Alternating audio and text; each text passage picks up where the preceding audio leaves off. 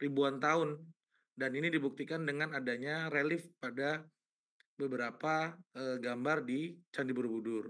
Selain itu juga di naskah-naskah kuno, terutama lontar yang berasal dari Bali kemarin, itu juga sudah ada beberapa catatan tentang penggunaan dari herbal medicine.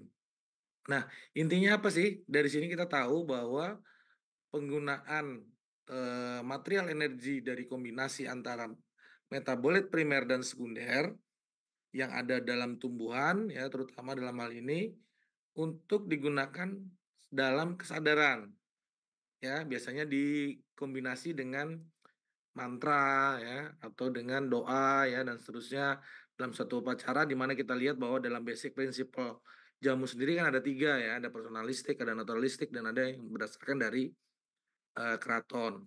Nah, dari fakta-fakta ini kita tahu bahwa jamu itu sebetulnya tidak bisa dimarginalkan ya, tetapi dia tidak bisa masuk ke dalam, sistem kesehatan nasional yang ada.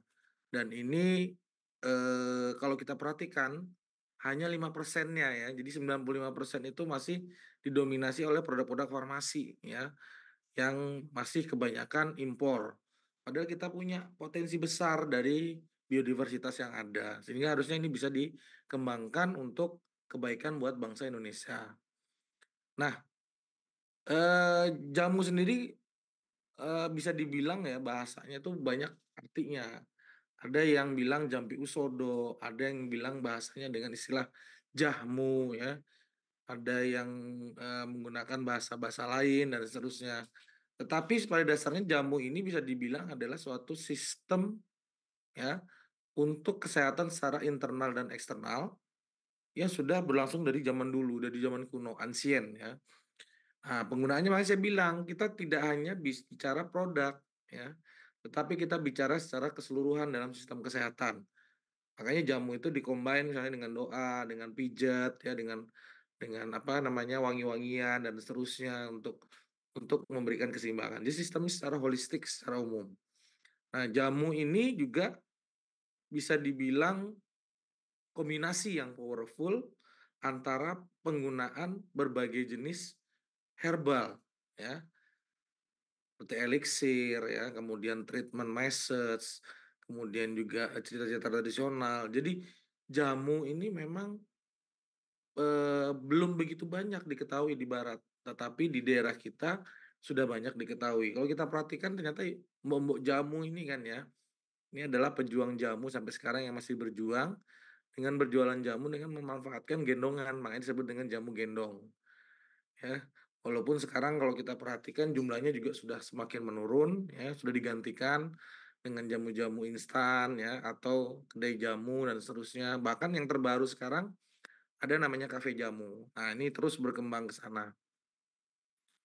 Oke, saya lanjut lagi. Eh, jadi kalau kita lihat di awal tahun 1990 ya, yang jualan jamu itu biasanya adalah wanita-wanita yang sudah dewasa ya. Dia punya skill, punya kemampuan untuk mengidentifikasi dan juga mempersiapkan bahan bakunya ya. Baik itu akar, daun, batang, buah ya. Kemudian dibuat untuk mengatasi permasalahan kesehatan. Nah, ini munculnya di tahun awal 1990. Nah, kalau kita perhatikan ada aspek yang sangat penting, yaitu treatment. Artinya apa? Di sini ada juga, apa namanya, ada physical touch di situ, atau pijat massage untuk menstimulasi. Ini kan sebetulnya kalau kita perhatikan pijat itu mirip dengan akupuntur, acupressure, di mana dilakukan tekanan terhadap titik-titik tertentu ya untuk menginduksi, misalnya aliran limpa ya, aliran darah, atau misalnya otot yang lemah ya, kemudian, meningkatkan kondisi kulit dan seterusnya ya, karena ada gesekan juga di situ dan seterusnya. Sehingga apa, ada treatment tidak hanya minum jamu, tetapi juga disertai dengan, perlakuan khusus ya. Nah, contoh lagi misalnya jamu yang sering dikonsumsi itu jamu kunyit asem. Jamu ini diketahui bisa digunakan untuk, berbagai jenis permasalahan kesehatan. Dan ini isinya sangat mudah, hanya terdiri dari kunyit dan juga tamarin atau abu asam, ya. Rasanya juga seger ya, ya sedikit pahit tetapi juga, ada rasa-rasa manis yang dihasilkan dari madu atau dari, gula palem dan fungsinya juga cukup banyak. Nah, tahun 2017 Kementerian Kesehatan itu sempat mengadakan kegiatan namanya riset tumbuhan obat dan jamu. Jadi menyebar seluruh banyak enumerator atau tim ke seluruh Indonesia ya, 34 provinsi dan didapatkan data ya dari hasil riset tersebut ya, dari survei dapatkan bahwa di Indonesia itu ada sekitar 406 etnik yang berhasil didata. Dari etnik ini tercatat ada 32 ribuan resep tradisional yang bersumber dari seluruh Indonesia dari berbagai etnik tadi. Nah, berarti artinya apa? Kita punya sumber kekayaan yang cukup besar ya. Salah satunya adalah resep asli yang berasal dari tumbuhan endemik Indonesia. Nah, ini sudah diriset ya, jadi dilakukan saintifikasi, dilakukan pengujian, ujinya minimal dengan praklinik dulu ya, uji keamanan, uji mutu, sehingga nantinya bisa dikembangkan. Nah, ini terus berjalan di tahun 2017. Nah, tujuan penggunaan jamu itu sebenarnya apa sih? Kalau kita perhatikan memang sebetulnya jamu itu tidak terlalu spesifik untuk kuratif atau pengobatan, tetapi lebih, kuat itu di promotif dan preventif untuk mencegah.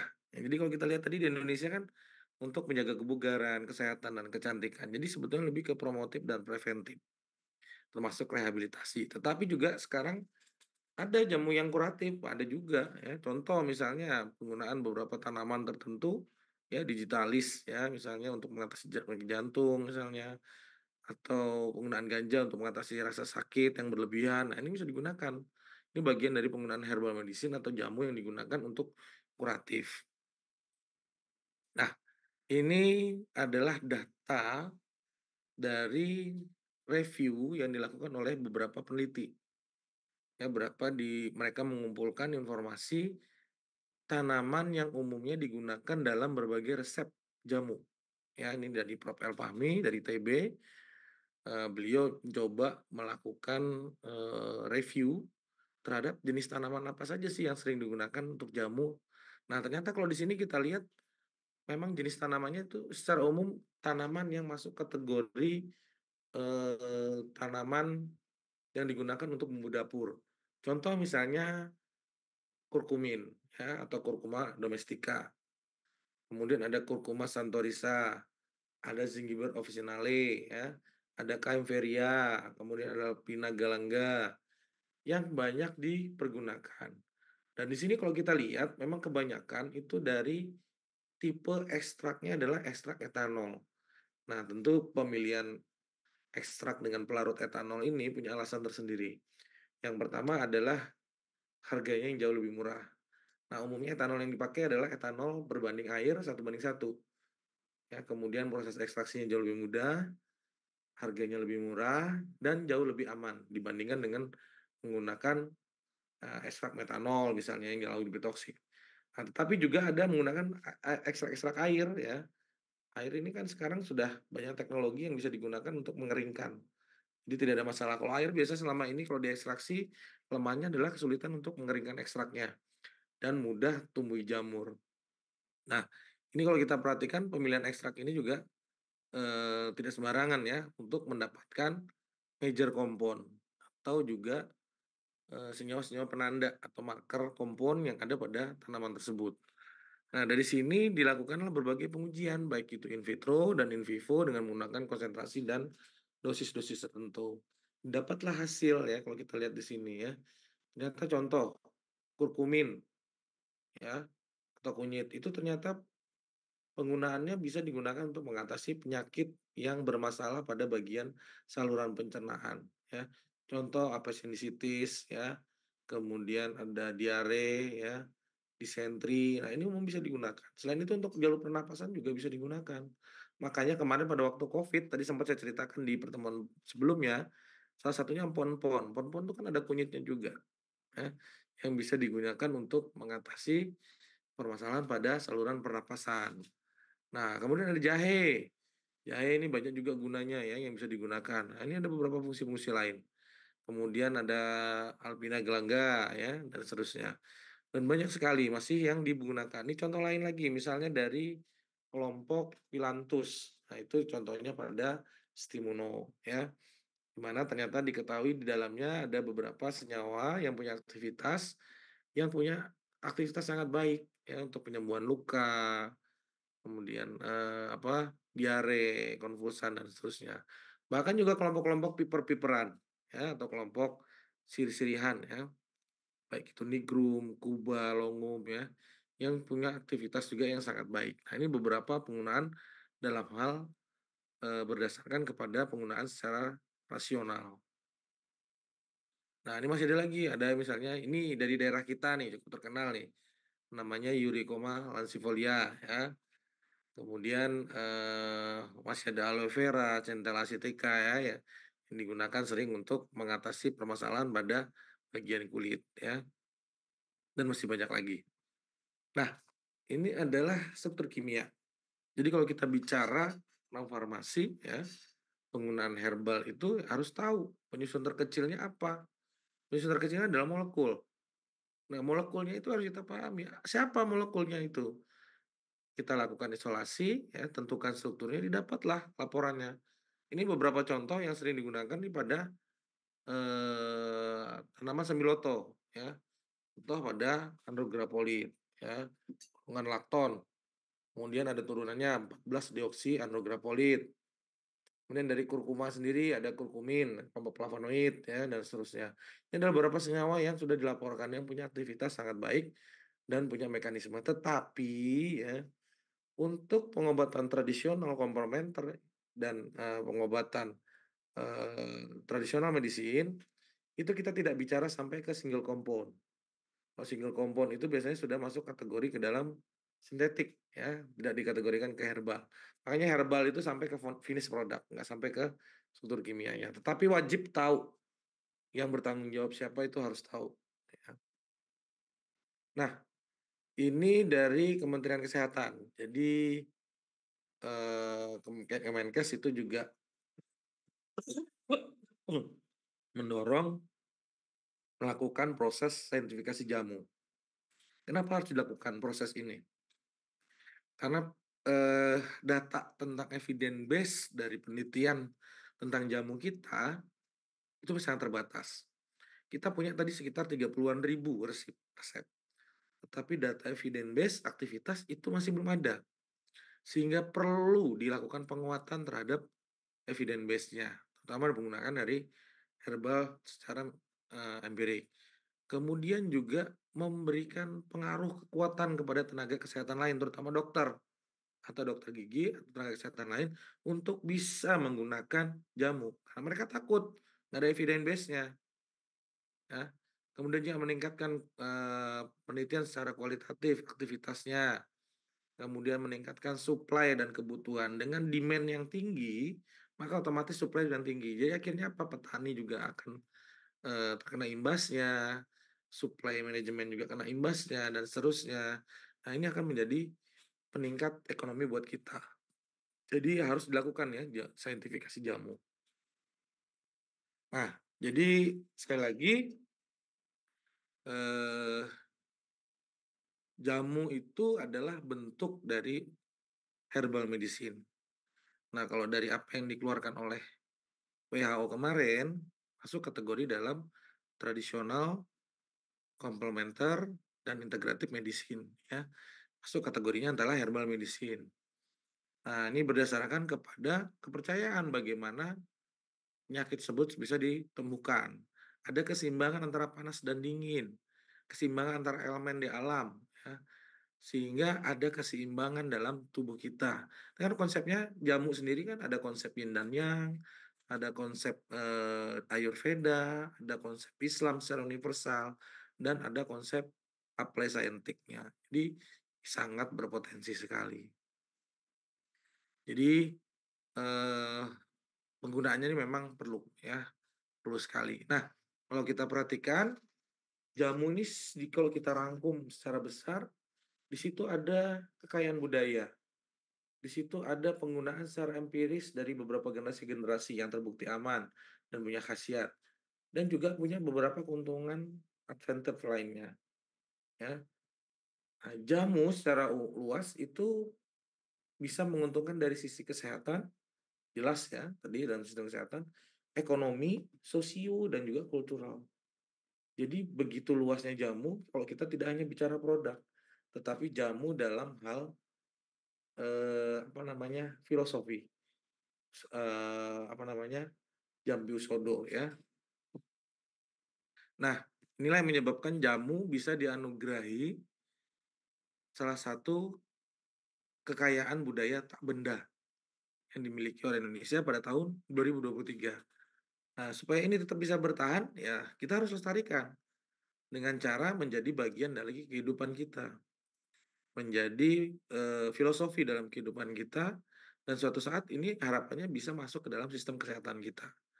Nah, jadi akhirnya apa, ini bisa tetap dipertahankan di UNESCO, bahwa ini adalah warisan kekayaan budaya kita ya, orang Indonesia. Jadi kalau kita lihat sekali lagi kesimpulan terakhir bahwa jamu itu punya filosofi pendekatan secara holistik, tetapi, suatu formula dia spesifik, hanya membutuhkan pengalaman dan pengertian atau pemahaman yang sangat luas. Tidak hanya berupa produk, tapi ada yang lain di situ untuk mendukung, ya. Makanya jamu menjadi suatu kekayaan budaya bangsa Indonesia, dan ini butuh, scientific effort, butuh, support dari para akademisi, butuh support dari sainsnya, sehingga betul-betul bisa dimanfaatkan menjadi bagian dari sistem kesehatan. Nah mungkin Pak Fajar udah cerita kemarin ya, bahwa kita punya namanya Dewan Jamu. Jadi Dewan Jamu Indonesia ini terbentuk atas keresahan tadi, bahwa kita punya, kekayaan budaya tak benda hanya kok tidak termanfaatkan. Akhirnya atas dasar kesamaan visi beberapa orang, maka terbentuklah. Nah, isinya ini nggak cuman farmasi, tapi ada dokter juga, ada non-dokter, ada orang-orang yang di luar itu dan seterusnya, yang sama visinya, ya. Masuk ke sini, kita bersama-sama bahwa sekali lagi jamu itu menggunakan filosofi Jambi Usodo. Jadi ada mantra dan ada juga obat yang digunakan di situ untuk pengobatan kita dan bisa dijadikan dalam filosofi kita sehari-hari. Di mana ada kesadaran di sana, ada energi di sana ya, menggunakan mantra ya. Jadi semuanya jadi satu. Nah, jadi jamu bisa dibilang adalah teknologi advance manusia yang sudah diwariskan ke bangsa Indonesia dan ini harus kita jaga. Ya, jadi apa yang bisa kita simpulkan dari kuliah yang sudah saya sampaikan selama ini, bahwa kita itu masih butuh effort, kita masih butuh kekuatan untuk jamu saintifik bisa di-preserve ya, artinya apa, bisa dijaga untuk menjadi kekayaan budaya Indonesia dengan investigasi secara menyeluruh, berdasarkan pendekatan-pendekatan secara ilmiah. Kemudian perlu support atau perlu dukungan, sehingga bisa digunakan ke dalam sistem jaminan kesehatan. Dan itu harus menjadi bagian dari hidup kita. Nah, ini yang saya sampaikan untuk perkuliahan terkait dengan jamu, ya. Eee, Anda sudah memiliki pemahaman tentunya bahwa jamu itu masih masuk bagian dari TCIM ya, tradisional complementary and integrated medicine yang digolongkan oleh WHO. Tetapi ternyata banyak negara-negara yang kesulitan untuk akses ke dalam, sistem pengobatan konvensional itu akhirnya menggunakan pengobatan-pengobatan tradisional dan ini hanya butuh evidence base saja, butuh effort saja sehingga bisa digunakan. Jadi, menurut saya ini kembali ke kita ya, Anda-Anda semua kuliah tentang jamu itu bisa memahami bahwa jamu itu tidak hanya produk, tetapi suatu filosofi luas dari sistem pengobatan bangsa Indonesia yang sudah diwariskan secara turun-temurun dan harus kita jaga dan kita lestarikan. Ya, jadi itu yang bisa saya sampaikan terkait dengan perkuliahan, kita nggak banyak-banyak, kita selesaikan kuliahnya, nanti mungkin minggu depan, eee, kita kuis ya, kuisnya online saja, nanti di Quizizz, Anda tinggal ngerjakan, ya. Mungkin soalnya sekitar 15 atau 20 soal pilihan ganda ya dari materi apa yang saya berikan sama buku-buku yang saya berikan. Terus jangan lupa untuk tugas dikumpulkan pada waktu UAS ya tentang kumpulan formula-formula nanti linknya saya buatkan di Star jadi nanti tinggal dikumpulkan di linknya. Oke, mungkin itu saja sampai di sini. Ada yang ditanyakan dulu untuk perkuliahannya atau ada yang ditanyakan? Silakan. Udah paham atau tidak paham?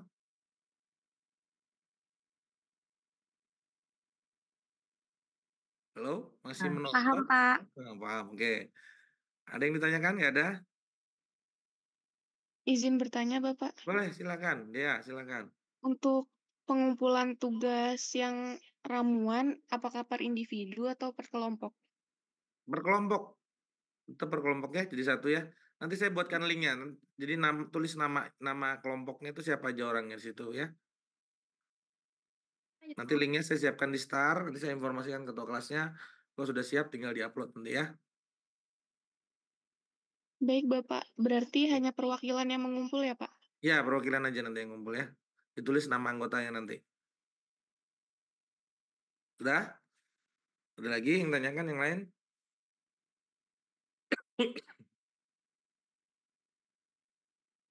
Oke, kalau nggak ada yang ditanyakan, nanti untuk ujiannya jadwalnya saya informasikan ke ketua kelas. Untuk yang pertemuan dengan saya berarti udah selesai ya. Silakan dilanjutkan dengan dosen lain. Sebenarnya ada satu kali tapi kuis ya, satu kali tapi kuis dari saya. Jadi UAS dari saya tuh nggak ada, nanti hanya ngumpulin tugas kerja terakhir ya. Oke, kalau nggak ada yang ditanyakan lagi, kuliahnya saya cukupkan. Ya, mohon maaf kalau banyak online kuliahnya ya, karena ruang kelas kita masih terbatas. Mudah-mudahan nanti bisa nambah. Kita ketemu lagi di semester depan dengan mata kuliah yang lain. Terima kasih. Assalamualaikum warahmatullahi wabarakatuh. Selamat sore ya. Waalaikumsalam Waalaikumsalam warahmatullahi warahmatullahi wabarakatuh. wabarakatuh. Terima kasih, Terima Bapak. kasih, Bapak.